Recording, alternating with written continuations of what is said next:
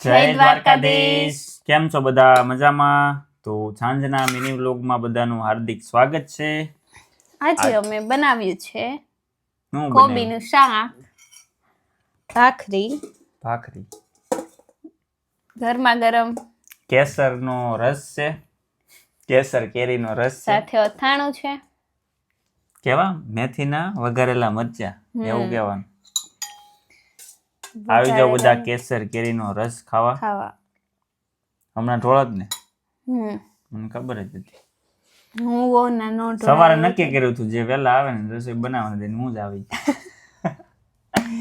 એટલે મારે રસોઈ બનાવવાની ન આવી, મારે રસોઈ બનાવી પડી. ભાખરી ને કોબીનું શાક ને બધું પહેલી વાર છે.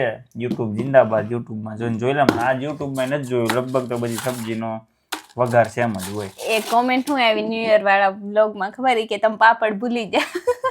એ લે હાલો જો આપણે પાપડ આમાં આવી જશે. ભાખરી, કોબીનું શાક, કેરીનો રસ, પાપડ અને મરચા.